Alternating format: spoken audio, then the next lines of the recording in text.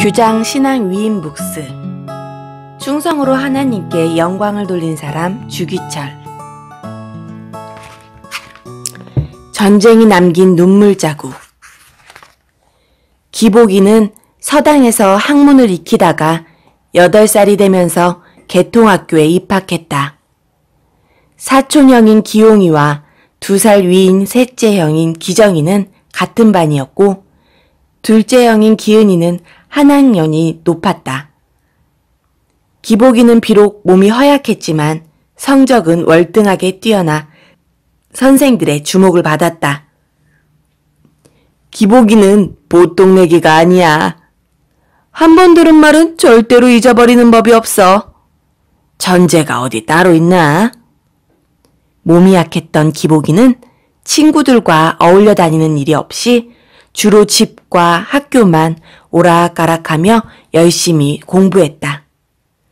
그러다 보니 성적이 부쩍부쩍 오르지 않을 수 없었다.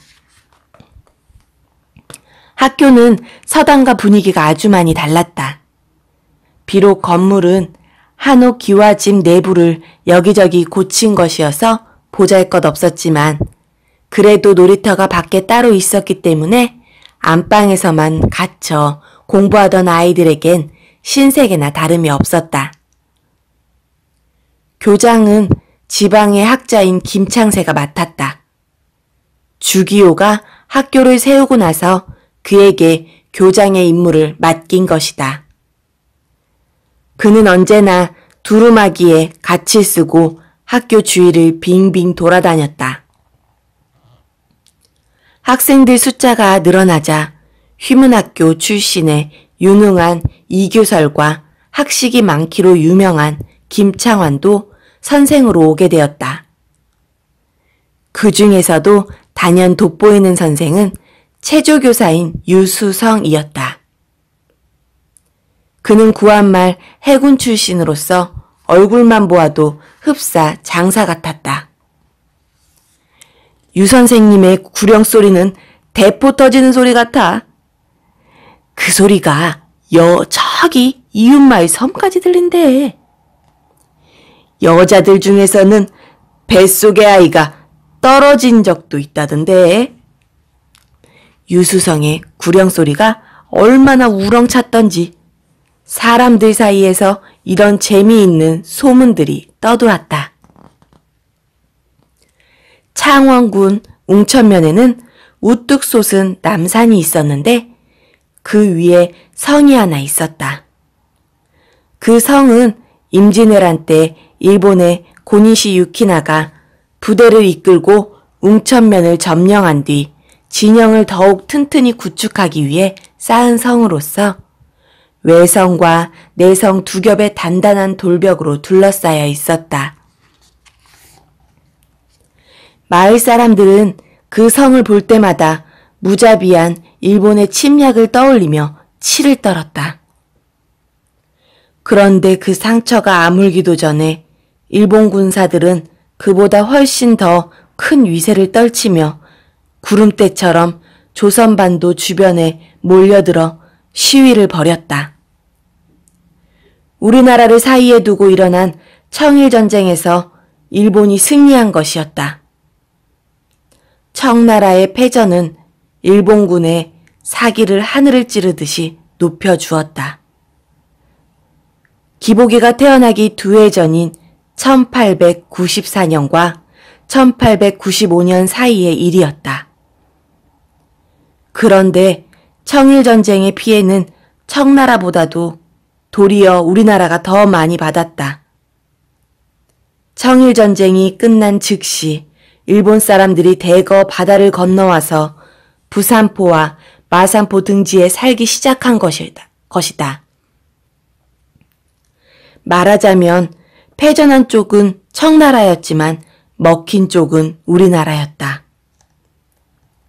사태가 이렇게 되자 일본이라는 강국 앞에선 우리나라의 운명은 풍전등화나 다름없었다. 이런 비운의 역사가 얼마쯤 흐르다가 우리나라는 또 한 차례 전쟁을 치르게 되었다. 소위 노일 전쟁이라고 불리는 일본과 러시아의 싸움이었다. 이 노일 전쟁 역시 두 나라가 우리 조선 반도에서 서로 세력을 확장하려고 다투다가 일어났다. 마치 토끼 한 마리를 가운데 두고 승냥이와 늑대가 벌이는 싸움 같았다. 그렇기에 누구보다도 이 전쟁을 안타까워했던 사람들은 가엾은 우리나라 백성이었다.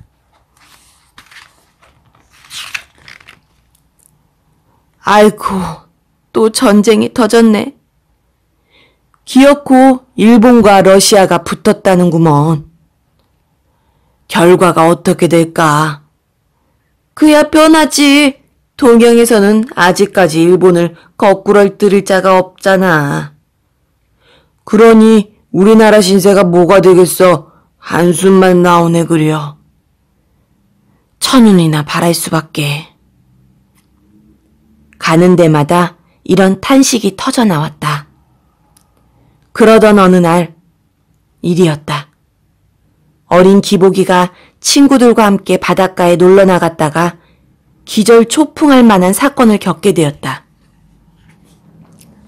러시아 군함이 침몰당했는지 러시아 해군 시체 하나가 떠내려와서 뒹굴고 있었던 것이다. 저게 누구야? 누워서 해수욕하고 있는 사람 아닐까? 임마, 아무 때서나 시도 때도 없이 해수욕하는 사람이 어디 있어? 게다가 멀쩡하게 옷을 입고 말이야. 우리 가까이 가보자. 그래. 아이들은 앞다퉈 사람이 누워있는 곳으로 달려갔다. 하지만 그들이 도착해서 본 것은 바닷물에 퉁퉁 부른 흉측한 시체였다. 게다가 머리털은 노랗고 코는 오똑하고 피부는 거무스레한 외국인이었다. 아이들이 질겁해서 도망쳤다. 그 길로 허겁지겁 집으로 달려온 기복이가 아버지를 소리쳐 불렀다. 아버지! 아버지! 오냐, 무슨 일인데 그렇게 놀란 표정이냐? 머리털이 노랗고 코가 오똑한 사람이 뭐? 죽어있지 뭐예요? 어디에 말이냐?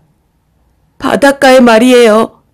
아, 바다 사방에 러시아 해군들이 시체가 떠다닌다더니 여기까지 떠내려왔구나. 그럼 전쟁은 언제 끝나요? 글쎄다. 하지만 오래 걸리진 않을 거야. 워낙 일본군이 강해서 말이지. 그러니까 결국엔 일본이 이기는 거죠? 틀림없이 그렇게 될 거다. 무력으로는 일본 놈들을 당해낼 나라가 없거든. 주현성은 그렇게 대꾸하면서 멀리 남산의 성터 쪽을 바라보았다. 비극적인 역사를 상징해온 성이 우리나라의 암울한 미래를 예고하는 것 같았다. 시국이 이렇게 흘러가자 사람들은 애국심에 도취되어 몹시 안타까워했고, 특히 개통학교 선생들은 아직 어린아이들이지만 학생들에게 나라를 사랑하는 마음을 일깨주려고 노력했다. 남산의 성토로 소풍을 갔을 때의 일이었다. 역사 선생님이었던 김창환은 학생들에게 열심히 임진왜란 때의 이야기를 들려주었다. 얘들아, 누가 어느 때에 이 성을 쌓았다고 들었니? 임진왜란 때 일본 군사들이 쌓았다고 들었습니다. 맞아. 지금으로부터 약 300여 년 전의 일이지. 그때 일본 놈들이 우리나라를 한 입에 삼켜버리려고 수십만 명의 군사들이 이끌고 바다를 건너와서 우리 강산을 짓밟아댔단다. 그러니까 이 성은 일본 놈들이 쌓았던 거야. 하지만 우리나라도 가만히 있지 않았어. 이순신 장군이 바다에서 왜군들을 크게 쳐부수었던 일이 너희들도 잘 알고 있지? 결국 왜란이 일어난 지 7년이 지나서야 놈들을 다 쫓아낼 수 있었단다. 그때 우리나라가 입은 피해가 굉장했겠네요? 두말할 필요도 없지. 그때 우리 조선반도는 온통 쑥대밭이 되어버렸어. 게다가 당시 일본 놈들은 젊은이 늙은이 할 것 없이 우리나라 사람들을 자기네 나라로 마구 잡아가서 종으로 부려먹었단다. 즐거워야 할 소풍이 침울해지고 말았다. 임진왜란이라는 비극적인 역사 이야기도 그랬지만 당시 조선반도를 뒤엎고 있던 전운도 심상치 않았기 때문이다. 김창완은 이어 목청을 높여 소리쳤다. 자, 어떠냐? 너희들도 분통이 터지지? 그러자 여기저기 학생들도 목청을 높여 대꾸했다. 네, 분통이 터집니다. 일본 놈들이 밉습니다. 우리나라 사람들이 불쌍합니다. 김창완은 학생들의 대답이 끝나기를 기다렸다가 다시 말을 이었다. 그런데 더욱 큰 일이 지금 벌어지고 있단다. 임진왜란 때에 마찬가지로 일본 놈들이 우리나라를 통째로 삼키려고 호시탐탐 노리고 있거든. 그러니 우리가 정신을 바짝 차려야 하지 않겠니? 이때 기복이는 남달리 비장한 마음이 들어 두 손을 땀이 나도록 꼭 쥐었다. 김창완의 말이 끝나자 이번에는 우락부락한 유수성 선생이 나섰다. 구령소리가 크기로 유명했던 만큼 평소의 말소리도 우렁차기 짝이 없었다. 너희들도 이미 다 들었을 거다. 일본 놈들이 부산의 저령도와 통영과 삼천포 그리고 포항, 간포 등지에서 바다를 다 차지하고 고기들을 죄다 잡아먹고 있다는 소식을 말이다. 이순신 장군이 이 사실을 안다면 얼마나 크게 통곡하겠느냐. 어디 그뿐인 줄 아느냐. 심지어 우리나라 광산에서 금은까지 다 캐어간다는구나. 도대체 도적놈들이 아니고서야 어떻게 그런 짓을 할 수 있단 말이냐. 유수성은 어느새 눈시울이 붉어져 있었다.